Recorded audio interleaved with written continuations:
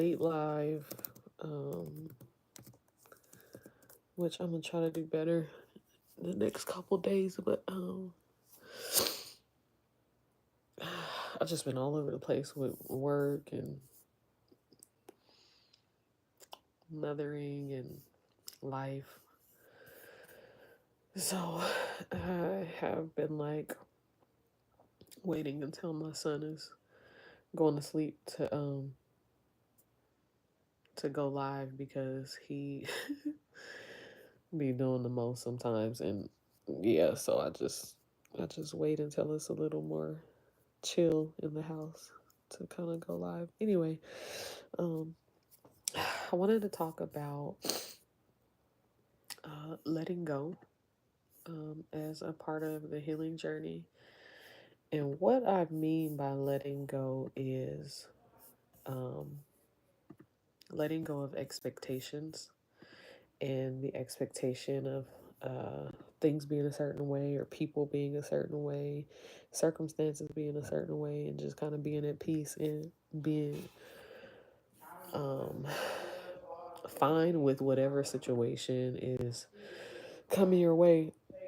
And I'll just give a sort of an example. I'm a single parent, and my Thursday, June 27th. I'm a single parent, and I have, uh, a lot of times probably tried to control certain situations or try to, um, you know, my allergies are tearing me up. Um,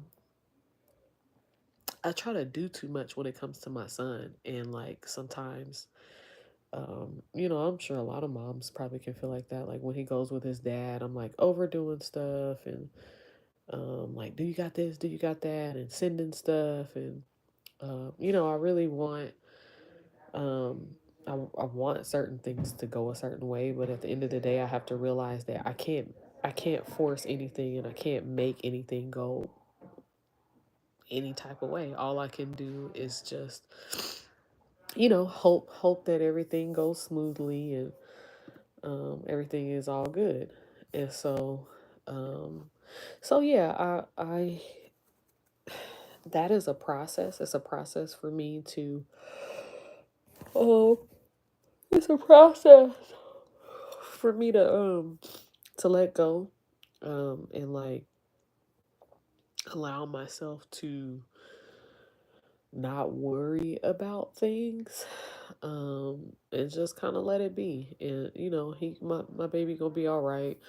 I do think like even that that's I also do that outside of just the relationship with me and his dad sometimes, like even just certain things like outside. I grew up like outside. I grew up in the country. I grew up playing outside in the grass. um like I did everything. And so you know I I hate when my son go outside barefooted.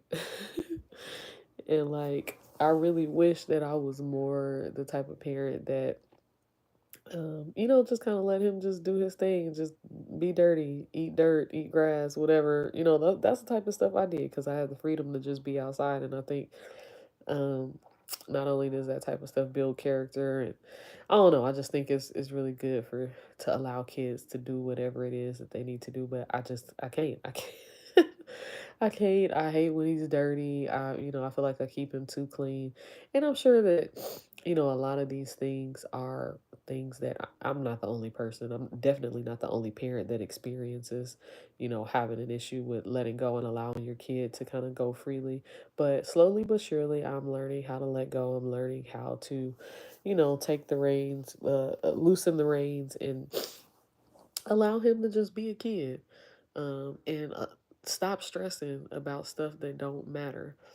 Um, I feel like when you are healing, who is this? um, I feel like when you healing, um, you know, you can like have this thing of like I want to try to control every outcome. I want to control everyone around me. And all that does is like you the only person being stressed out. You the only person um like tripping off of all the things that you're trying to control. And so you know, I think over time, what it starts to look like is you burning yourself out because you're trying to like overcompensate and you're worried about what everybody else is doing. They're not doing this right. They're not doing that right. They're not healing right. They're bringing me down. They're being negative. They're doing this. They're doing that. And I think the key to healing is really just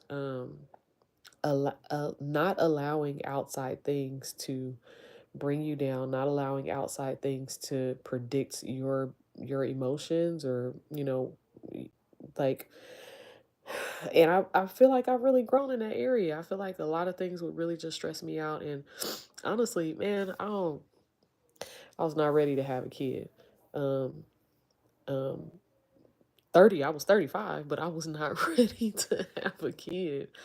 Um Emotionally, mentally, I was not ready. And so I really think it took me a minute to get my emotions together and um, be calm, allow myself to not let the little things stress me out. When my son would be frustrated or having tantrums or whatever it is that he was going through, a lot of times I would allow that to frustrate me. And I really had to learn that, like, he's a child, he has no idea, how to process his emotions right now. And you're his first teacher. You're the first person that will show him exactly how to do that. So if you're frustrated every time he's frustrated, then how is he gonna learn? Um, and so I really had to do a lot of growing, a lot of letting go, a lot of me thinking about whatever the ideas or whatever expectations I had. I had to let them go and just realize, like, girl, you can't fix everything. You can't make everything go the way that you want it to go. But what you can do is when things are going however they are, you just learn to accept it. You learn to take whatever lessons that moment is teaching you, and move forward with grace. Um, and do not allow those things to frustrate you, because the frustration, the anger, that's when the burnout comes. Yes, like, of course, if you're like overworking yourself or if you're just doing too much, you ain't sleeping, you're not taking care of your body, all those type of things, they play a part in burnout. But I really think focusing on the wrong things and being stressed out about the wrong stuff is really what leads to a lot of burnout. Um, it leads to a lot of burnout fast because you are carrying so much of other people's stuff and you have no business carrying that. You need to put that down and worry about yourself and focus on um, like positivity and like whatever it is that you want for your future, and um, you know really where you want to be in your life, and not just saying like where you want to be in your life as far as financially, career wise, whatever ideas you have for your life, but really where you want to be with your emotional intelligence and how you want to move and how you want to operate when circumstances arise. And I will say, I whew, man, I have there have been a lot of situations that I've responded to in the worst way, and just really lacked emotional intelligence, and just went through a whole lot of shit that I didn't have to go through because I just was really just being dumb. I didn't know how to have poise. I didn't know how to have grace. I didn't know how to forgive myself. I didn't know how to think for myself. I didn't know how to think in the ways um of a healed person or a person that is on a healing journey. And so um yeah, I've been learning to let go. I've been learning to let go of expectations and learning to accept things as they are, and just continue to like just pray and hope for better, and know that If I continue to work on myself, that everything is going to work out the way that I need to work out. Um, I can't change nobody else. I can't make nobody else do nothing. I can't even make my own child do nothing. He do what the hell he want to do. So if I can't even make my own child do nothing, I sure the hell can't make an adult do nothing. So I have to learn how to just roll with the punches and be grateful for what I can control, which is my own myself. That's the only thing that I can control is myself and my mind. And sometimes I can barely even control that, but I'm working on learning how to think positively and not allow outside people, outside circumstances change the way that I feel. Maintaining my groundedness, maintaining my peace. And I think that is like such a huge part of my healing journey. And really I really think it probably is one of the biggest things of my healing journey because I think a lot of times I would just really just dwell on what other people were doing. I was just like, oh, I'm so mad that he did this. I'm so mad that he did that. Um, like, man, I just want him to pay. I just want like, oh, I really want to see her like whatever she did to me. I want her to feel the same thing times 10, and I hope they this and that. And it's like, you really holding that? You really holding on to that and letting this person live rent free in your mind and allowing that hate and speaking that hatred um, over someone else's life, let alone your own, because it's coming out of your mouth. So it's coming out of your mouth, it's coming out of your heart, and it's going to affect you first, regardless of if you think that that person is going to pay or that karma is going to come around. That's some bullshit. And I really just feel like we're better off if we just allow ourselves to let things go and not allow things to dwell in our spirits, in our hearts. It's only going to turn into disease. It's only going to turn into pain, more anger, frustration, and it's only going to manifest more frustration and pain. So I really think just allowing yourself to whatever you need to do. Um, you know, I don't think it's easy to just take life and, not be frustrated. I'm not saying that you can't be frustrated at all. I'm just saying that you shouldn't dwell on it. And, you allow yourself to process the emotions. You figure out, okay, I'm hella mad about this, but I'm gonna prevail. I'm gonna keep pushing forward. I'm gonna keep um I'm gonna keep moving. I'm gonna keep loving. I'm gonna keep wishing. I'm gonna keep hoping. I'm gonna keep praying. And one thing that I really pride myself on is not allowing things that happen to me to change me and to make me hateful or bitter. That's what I am never going to do, because to me that means that person wins. Like if you were horrible to me, um or just a bad day, like it might not even be a person necessarily. It might just you just had a bad day. You just was walking to your car and somebody splashed some rain on you, or you got sunburn. I don't know, just whatever happens throughout the day. I just feel like when situations make you bitter, you lose at life. You're losing when you persevere and you decide that I don't care what happens, I'm still going to fight for happiness. I'm still going to fight for peace. I'm still going to fight for joy. That's when you win. That's a winning attitude right there. And so that's what I'm striving for. That's what I'm striving to do. And some days I win, some days I lose, some days I'm really good and I feel like I was zenned out and I feel very chill and nothing got to me, and I was able to speak positivity and life to all my situations throughout the days. And some days I feel super negative. But I think just kind of continuing to refocus that attention on a daily basis and wake up the next day with the idea and the mindset that nope, I'm not going to allow depression to get me down. I'm not going to allow yesterday's situation to continue to frustrate me. I am going to focus on positivity. I'm going to focus on what I do want in my life. I'm going to meditate on the things that are positive for me. Um, yeah, I think that's what's important.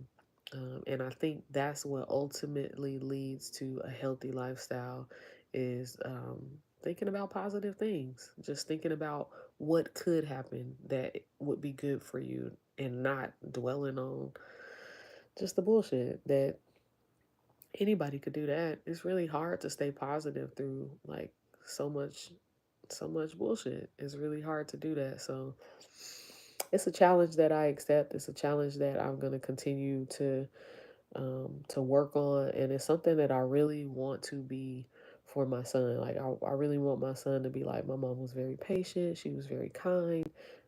She always spoke to me nicely. She always encouraged me. She was always very positive. I don't ever want him to be like my mom was so negative. She never want. She didn't. She everything I try to do. She told me I couldn't do it. Or I really don't want to be like that. And I really want when he thinks about because I feel like we sometimes we are our child's first inner voice. And I really want my baby's inner voice when he looks back or when he thinks back about the things that I said to him. I want them to be positive affirmations. I want them to be things that he remembers his mom saying, "You can do it, baby. You're brilliant, baby. You can do anything you put your mind to. You're so handsome. You're so smart. You're so loving. You're so kind." Um, those are the types of things that I want him to think about. I want him to repeat in his head that's what my mom said. That's what my mom always told me, and that's what I believe. So, in order for me to be that for him, I got to be that for myself. I can't fake, and especially with kids, you can't fake nothing. You cannot fake who you are with your children. They see you at your highest, they see you at your lowest. They know who the hell you are for real, and you can't fake it. So I really just want to continue to work on myself and it be who I actually am and not a facade and not me trying to fake it. Even though you gotta sometimes fake it till you make it, I believe that's a lot of what affirmations are. You just continue to keep telling yourself positive things until you start to believe it. And then when you start to believe it, they become deep convictions. And deep convictions, um, hold on, let me find this quote because I'm saying it wrong. Muhammad Ali said,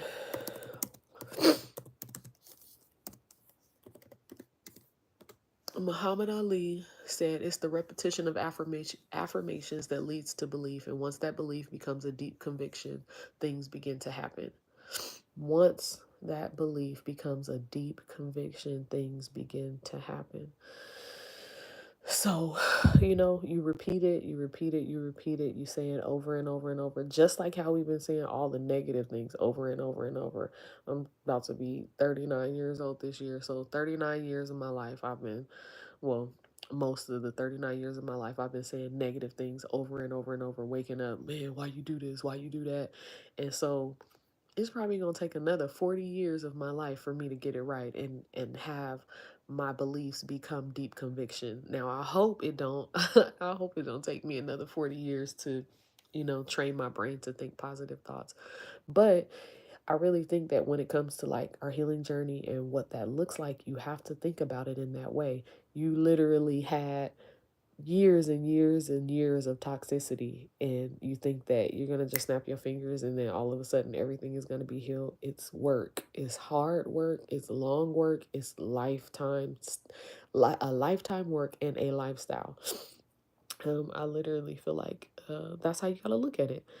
And so anyway, I think that you know I'm on the right path. I'm learning to let go. I still struggle with it some days. I was just thinking about like the fact that like my son is going on a trip with his dad, and I'm like, what is he gonna wear? What is he gonna do? What is he gonna do? And then I just was like, girl, just stop. You about to stress yourself out so bad you gonna mess around and get sick, or gonna be so stressed out you ain't even gonna be able to relax while he gone and be able to enjoy the couple of days off that you have. So I'm really just trying to allow myself to let go. I know that being a parent is also something that it comes with worry. thinking about your children and their well-being. And I'm not saying that I don't trust, his dad to be able to take care of him, but I'm his mother. And nobody takes care of my baby like I take care of him. And so, him going out of town, far away, is really trying to stress me out, and I'm really trying to like just let go and just believe that everything's gonna be okay. But letting go to me is a really big part of healing in general. It's not just with my child or whatever. It's in general. I have had to let go a lot of, like, especially when it comes to healing, and like people in my family, and like they need to be doing this, they need to be doing that, we all should be healing, we all should be doing that. And it's like, worry about yourself, heal yourself. They may be inspired to do so, they may not. That's not your problem. You cannot fix nobody else. All you can do is fix yourself. And I think when we fix ourselves, when we work on ourselves, everyone benefits. Everyone benefits around us, and we benefit the most. So I'm learning more and more to let go. I'm a Leo, so I can be very bossy. Sometimes I get upset when people don't listen to what I say, and I really hate that. Um, I really hate that I care. I don't like that I care about, if someone listens to me, or, so I'm really working on letting things go, even things that are kind of like attached to my personality. I'm really trying to focus on letting those things go and not allowing my flaws to define me. And, it's not necessarily my my it's not a flaw. I mean, it is. I don't know. It's not a flaw. I just feel like we're imperfect. Humans are imperfect. So, whatever the things that we are working through, it's a lesson. It's a lesson, and that's the lesson that we are sent here to learn.